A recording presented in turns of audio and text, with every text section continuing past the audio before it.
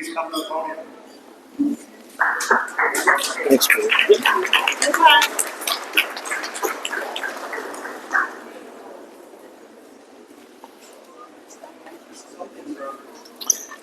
Oh, yeah, you gotta go first. Okay. Hi, I'm Ed Duflo, and it's my honor to introduce Dr. Phil Harak to all of you. Just real quick, he was hired in 1989 to the English department at the high school, and I was 1 year later in 1990. And so we began a colleagues friendship that has lasted now going on 35 years. Why is he worthy of the Hall of Fame? Real simple. When I look at his English classroom, and we would talk forever about what it was to educate high school English students, he was all about not the grade, but the idea of thinking, exercising your voice. He was all about social justice long before it was anything that was in vogue or something that was mandated across the board. He helped change me as a young English teacher to a person that thought more about his craft. And he's been instrumental in the fact of my life as a teacher. He's also a coach. He coached the baseball team for a number of years at Southland High School. 1993 was the banner year where they won the state championship. Amazing team. But the thing that always struck me about Phil was not so much the all-star teams that he had, but the teams that were 500 teams. He would always get the most out of his team. Now, I'm not a baseball person, but I watched him and how he would work with his players and how he would have them understand the game. And it made me a better coach. So bottom line for me, I don't know where I would be right now in my career if it wasn't for Phil and our collaboration over the years. But then he left, he retired from South Windsor High School and went on. He got his PhD. Dr. Phil Harak became Dr. Phil. And then we ended up still collaborating all the time. His dissertation, go figure, was in social justice. And the thing that really amazed me is how he lives his religion on a day-to-day basis. He is the most moral and ethical person I've ever met in my life. He is the type of person that writes a book to honor his late brother, Simon, who's Jesuit priest, and basically with his sermons and keeping the spirit of that man alive. Phil, it's just a tremendous opportunity. I don't know where I would be without you, and it's my pleasure to introduce Dr. Phil Harak.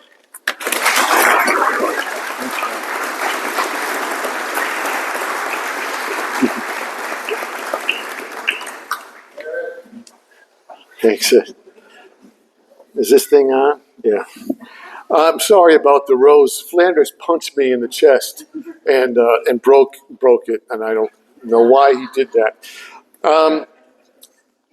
Thanks very much. This was the most applause that I've heard since the wild ovation that I got when I announced my retirement here 6 years ago. I hope I look okay. I wanted to look good tonight. Jack Longo sent me to his hairstylist yesterday. But I'm afraid they took a little too much off the top. Thanks, Jack. John Hackett, listen, I promise that I will not take the full hour that you gave me to talk, so I'll just be a little bit briefer than that. So I really am humbled and deeply grateful to Hack and all the Hall of Fame committee members for this wonderful recognition.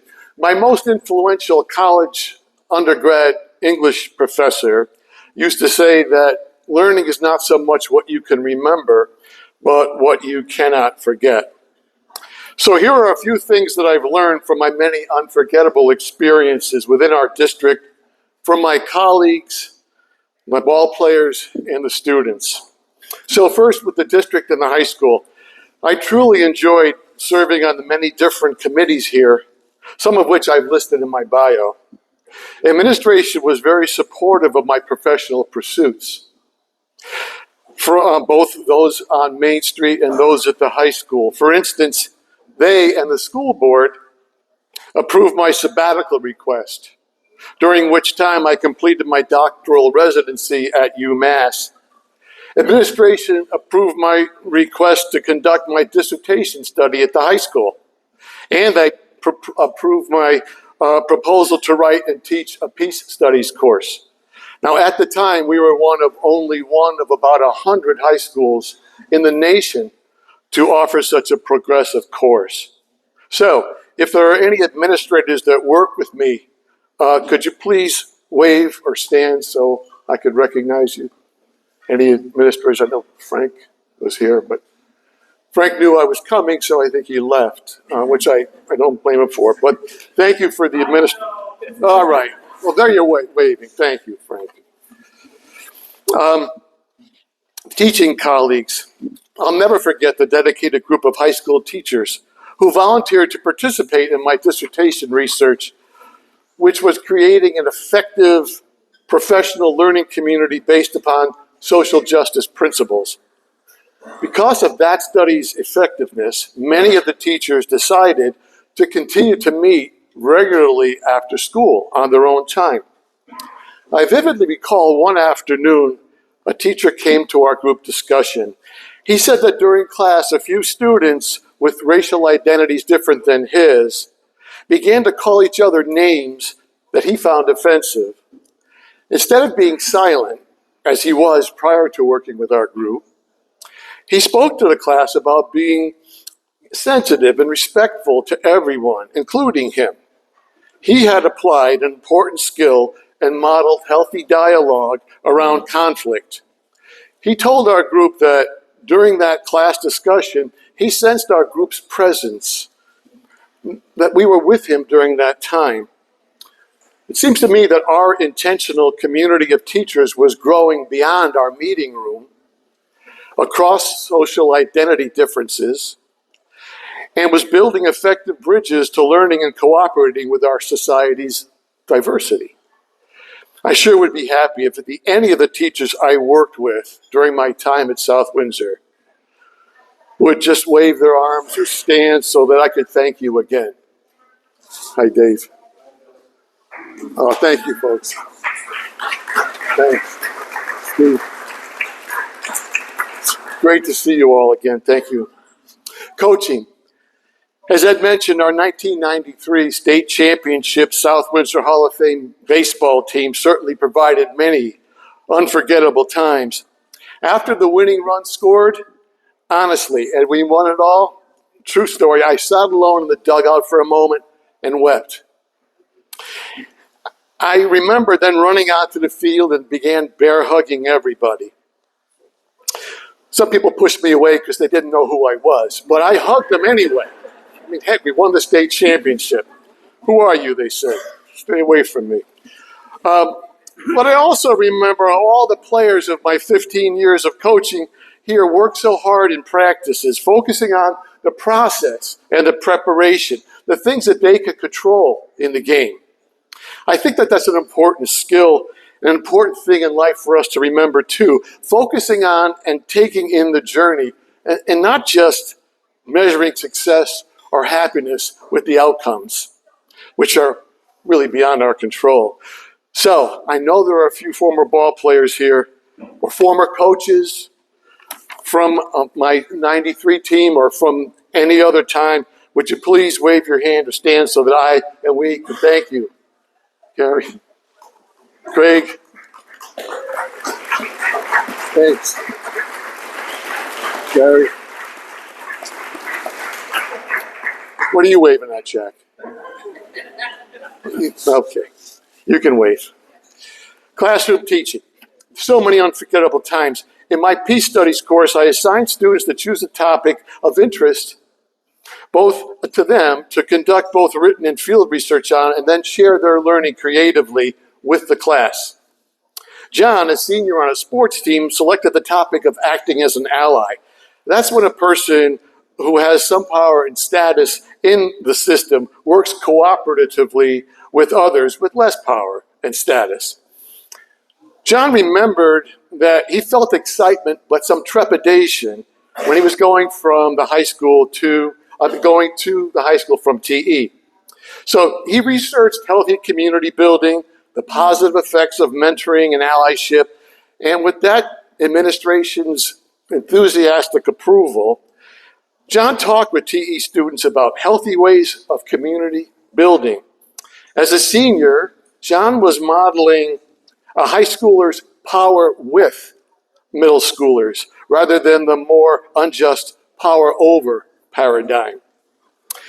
If there are any of my students here, could you two wave your hands? Make sure it's with all your fingers, please. I mean, I know I just, Jason, how are you doing? Great. Hi, guys. Nice to see you. Thanks. And finally, a few words on my own continued learning and the people who have and still love and support me.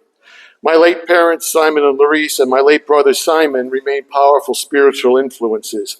My brother, John, and sister, Adele, could not be here, but they've also been continually supportive. These poor, courageous souls agreed to sit at my table. The legendary National Baseball Hall of Fame coach, Bob DeMeo, hired me as his varsity assistant 40 plus years ago, and has remained a mentor and good friend. He's here with his wife, Betty. Yeah, thanks. By the way, Bob, there's a new book on Bob's life that just came out. You might want to look into that. My soccer coaching friend and favorite umpire, Notre Dame High School Hall of Famer Rudy Raffone, and his daughter, Chrisanne, who was an outstanding student of mine at Westbrook High School some years ago. Over there.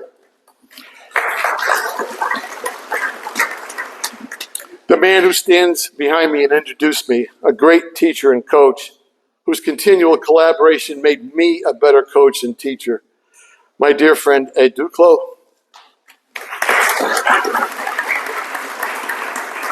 My wonderful sister Larice, who has supported me in many ways in my endeavors and actually suggested the framework for this talk, so you could blame her later on my sister Larice. And her son and my terrific godson, Dr. Nabil Puntazi, whom I'm very proud of. It's back there. And, I'm sorry, I stepped on your applause. And then my life partner and coach, consultant in my work and life, and my best friend, my loving wife, Margaret. Over there.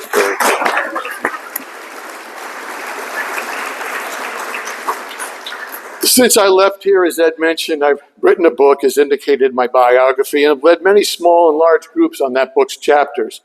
The book is a continuation of a lifelong close bond between my brother Simon and me, and the people that we sought to serve within our journey with a God that we know to be loving, forgiving, inclusive, and nonviolent.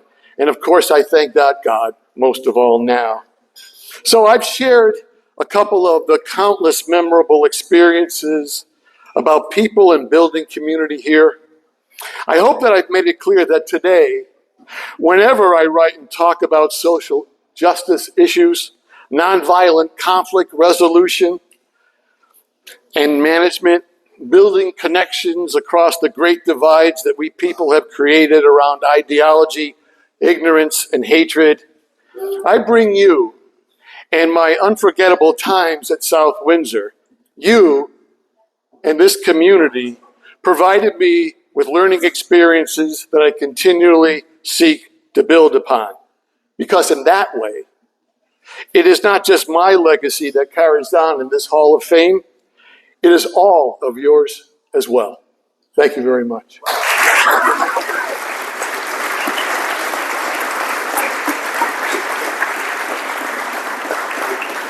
Upside down. Backwards. Backwards. Backwards.